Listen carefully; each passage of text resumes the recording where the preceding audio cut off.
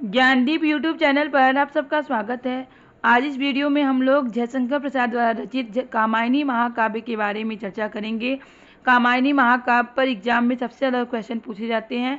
कोई हिंदी का कोई भी एग्जाम हो, चाहे यूजीसी नेट हो, केवीएस, एनवीएस, पीजीटी, टीजीटी, कोई भी एग्जाम हो, कामायनी महाकाव्य से क्वेश्चन बनते ही हैं।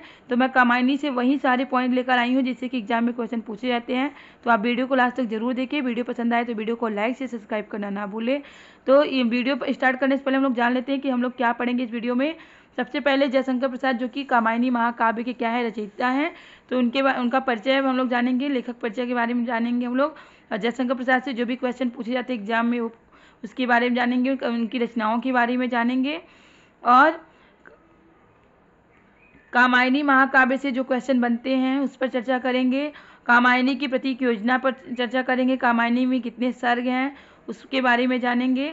और कामायनी के संबंध में, कामायनी महाकाव्य के संबंध में विद्वानों के क्या मत हैं उस पर चर्चा करेंगे। और कामायनी पर प्रसिद्ध पुस्तकें जो लिखी गई हैं उस पर भी चर्चा करेंगे। कामायनी महाकाव्य का कथा सार भी हम लोग इस वीडियो में जानेंगे। तो वीडियो को लास्ट तक जरूर देखें। तो चलिए देखते हैं क्या है कामायनी महाकाव्य, जो कि किसके द्वारा रचित है, जयशंकर प्रसाद जी के द्वारा रचित हैं। तो सबसे पहले हम लेखक परिचय जान लेते हैं। तो जयशंकर प्रसाद जी का जन्म कब हुआ था? 30 जनवरी 1889 ईस्वी में उत्तर प्रदेश के वाराणसी में हुआ था। इनका मृत्यु कब हुआ था? 15 नवंबर 1937 उत्तर प्रदेश के वाराणसी में इनका मृत्यु हुआ था। इनकी माता पिता कौन है? इनकी माता मुन्नी देवी हैं और पिता कौन है? देवी प्रसाद है। इनका परिवार क्या है? सुगनी साहू परिवार में के थे। जयशंकर प्रसाद की पहली कहानी एग्जाम में पूछी जाती है कि पहली कहानी क्या है। तो जयशंकर प्रसाद की पहली कहानी क्या है? ग्राम इनकी पहली कहानी है। पहली कविता भी पूछी जाती है। जयशंकर प्रसाद की पहली कविता क्या है? सावन पंचक इनकी पहली कविता है। अगर क्वेश्चन पूछा जाता है कि जयशंकर प्रसाद की प्रथम छायावादी कविता पूछी जाएगी तो छायावादी कविता क्या है? प्रभात। जयशंकर प्रसाद की प्रथम छायावादी कविता क्या है? प्रभात। जयशंकर प्रसाद की पहली काव्य संग्रह, जयशंकर प्रसाद का पहला काव्य संग्रह क्या है? तो चित्राधर इनका पहला काव्य संग्रह है। खड़ी बोली में रचित जयशंकर प्रसाद की प्रथम काव्य रचना, खड़ी बोली में रचित, खड़ी बोली में पूछा जाएगा कि जयशंकर प्रसाद की प्रथम काव्य रचना क्या है? तो कानन कुसुम जो है खड़ी बोली में रचित जयशंकर प्रसाद की प्रथम काव्य रचना है। ये भी इम्पोर्टेंट है, लाइन है, ये भी इम्पोर्टेंट पॉइंट है। जयशंकर प्रसाद को छायावाद का प्रवर्तक या जनक माना जाता है। किसे? जयशंकर प्रसाद को। जयशंकर प्रसाद को छायावाद का ब्रह्म भी कहा जाता है। जयशंकर प्रसाद किस दर्शन से प्रभावित थे? जो जयशंकर प्रसाद प्रतिविज्ञा दर्शन, आनंदवाद और समरसता दर्शन से प्रभावित थे। इनकी रचनाएं क्या क्या है देख लेते हैं। कहानी संग्रह पहले क्या है? छाया है। इनका कहानी संग्रह है छाया, प्रतिध्वनि, आकाशदीप, आंधी और इंद्रजाल। इंद्रजाल इनके क्या है? कहानी संग्रह है। इनके उपन्यास क्या क्या हैं? इनके उपन्यास है कंकाल, तितली, इरावती। इनका इरावती उपन्यास जो है अपूर्ण उपन्यास है। क्वेश्चन पूछा जाता है कि जयशंकर प्रसाद का अपूर्ण उपन्यास क्या है? तो इरावती इनका अपूर्ण उपन्यास है। नाटक क्या है? नाटक क्या क्या है जान लेते हैं। नाटक है सज्जन, कल्याणी परिचय, करुणालय, प्रायश्चित, राजश्री, इनका राजश्री, स्कंदगुप्त, स्कंद स्कंदगुप्त, चंद्रगुप्त, ध्रुव स्वामी, एक घूट। ये क्या है? इनके नाटक है। क्या है? नाटक है। जयशंकर प्रसाद के नाटक है ये। काव्य संग्रह क्या क्या है देख लेते हैं। काव्य संग्रह है उर्वशी, वन मिलन, प्रेमराज, महाराणा का महत्व, प्रेम प्रतीक, करुणालय, झरना, आंसू, लहर। जिसमें कि आंसू लहर कई बार, झरना, आंसू, लहर एग्जाम में कई बार पूछा जा चुका है। झरना, आंसू, लहर। और कामायनी, कामायनी जिस पर हम लोग चर्चा करेंगे क्या है? महाकाव्य है। तो कामायनी पे जो क्वेश्चन बनते हैं उसको हम लोग देख लेते हैं। इंपॉर्टेंट पॉइंट है, नोट कर लीजिएगा इसे आप लोग। कामायनी क्या है? एक महाकाव्य है। क्वेश्चन पूछा जाता है कामायनी क्या है? काव्य है, महाकाव्य है या नाटक है, कहानी है? ऑप्शन में आपको दिए रहेंगे तो आपको किस पे टिक करना होगा? महाकाव्य पे टिक करना होगा। कामायनी का रचना काल क्या है? 1935 या 1936 इसका रचना काल है। कामायनी में कितने सर्ग हैं? 15 सर्ग हैं। ये भी क्वेश्चन कई बार पूछा जा चुका है, कामायनी में कितने सर्ग हैं? तो कामायनी में 15 सर्ग हैं। कामायनी का प्रथम सर्ग क्या है? तो कामायनी का प्रथम सर्ग है चिंता और अंतिम सर्ग क्या है? आनंद। कामायनी का मुख्य छंद भी पूछा जाता है कि कामायनी का मुख्य छंद क्या है? टांटक छंद जो है कामायनी का मुख्य छंद है। कामायनी का मुख्य रस क्या है? तो अंगी रस जो है कामायनी का मुख्य रस है। चिंता, आशा, स्वप्न, निर्वेद में क्या छंद का प्रयोग किया गया है? आला छंद है। कामायनी में क्या, कामायनी का दर्शन क्या है? तो शैववाद, आनंदवाद, अप्रतिभिज्ञा दर्शन है कामायनी का। कामायनी का श्रद्धा जो कामायनी की श्रद्धा का पूर्ण संस्करण क्या है? उर्वशी है। कामायनी का हृदय सर्ग क्या है? कामायनी का हृदय सर्ग मोस्ट इंपॉर्टेंट है। कामायनी का हृदय सर्ग क्या है? श्रद्धा जो है कामायनी का हृदय सर्ग है, इंपॉर्टेंट है ये। अब कामायनी की प्रतीक योजना, कामायनी में क्या किसका प्रतीक है?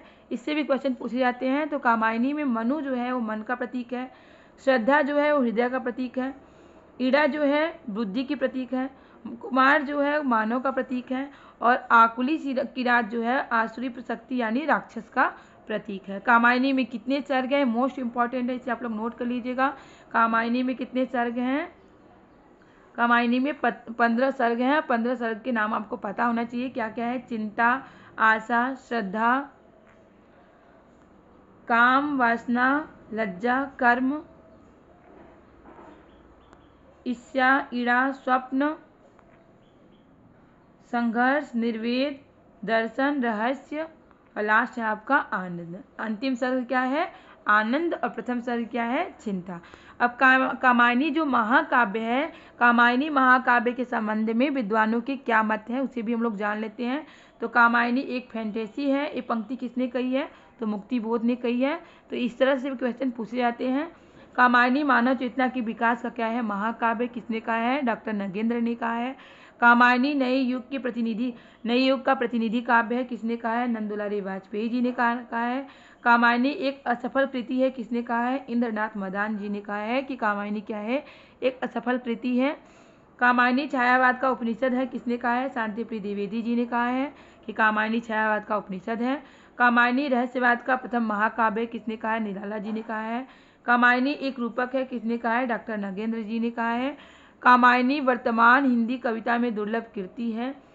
किसने कहा है? आचार्य हजारी प्रसाद द्विवेदी जी ने कहा है कि कामायनी जो है वर्तमान हिंदी कविता में क्या है? एक दुर्लभ कृति है। कौन, किसने कहा है? आचार्य हजारी प्रसाद द्विवेदी ने।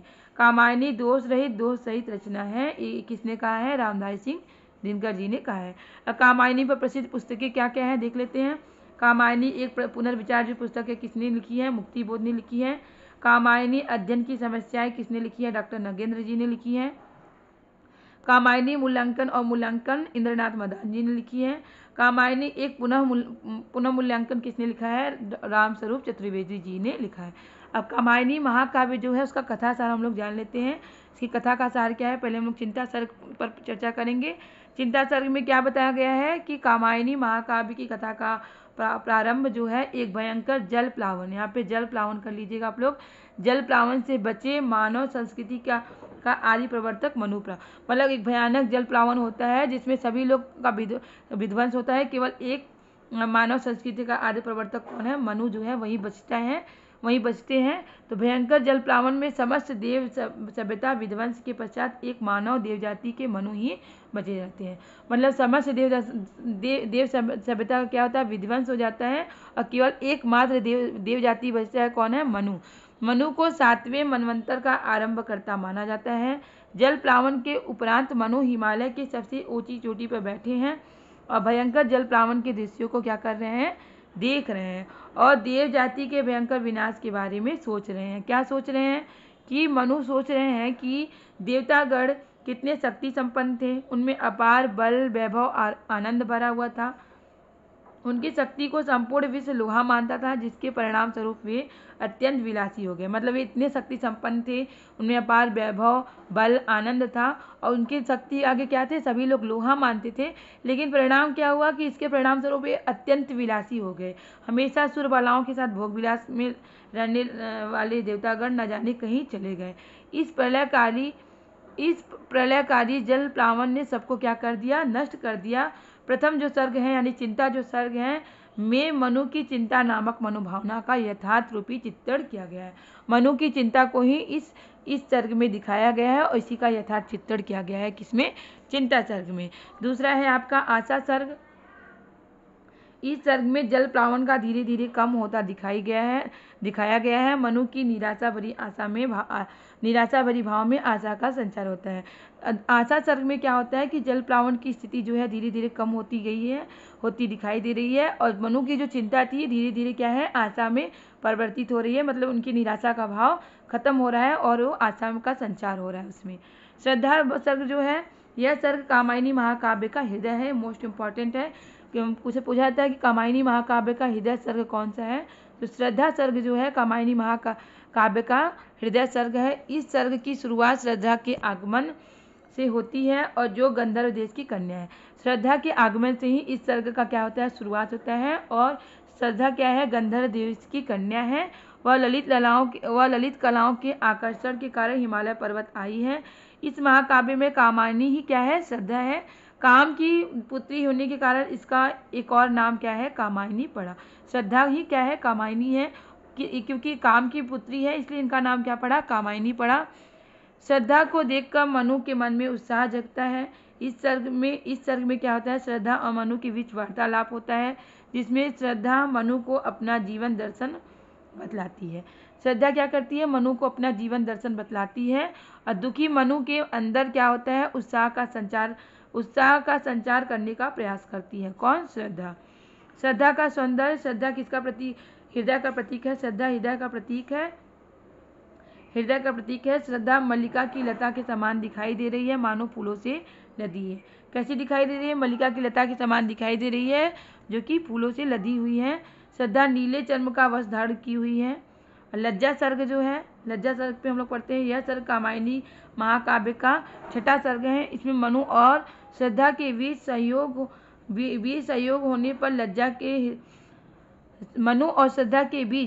होने पर लज्जा श्रद्धा के हृदय में महसूस होने वाली लज्जा की चर्चा की गई है। मनु और श्रद्धा के बीच जब सहयोग होता है तो श्रद्धा के हृदय में महसूस होने वाली लज्जा की चर्चा की गई है इस सर्ग में मनु और श्रद्धा के संबंधों में उभर रहे तनाव की भी चर्चा की गई है।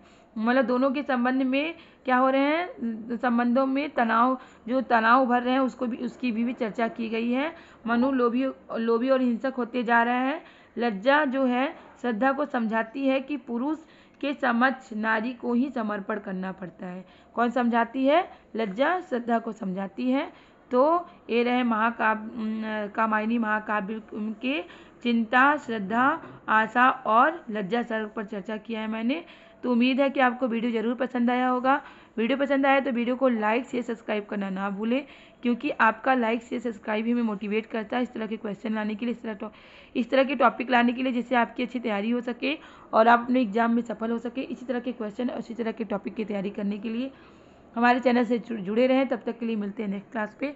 कामायनी महाकाव्य पर हम लोग आगे भी चर्चा करेंगे, क्योंकि वीडियो ज़्यादा बड़ा हो जाता है तो आपको समझने में सुविधा होती है। तो आज की वीडियो में इतना ही रहेगा। तब तक के लिए मिलते हैं नेक्स्ट क्लास में। बाय।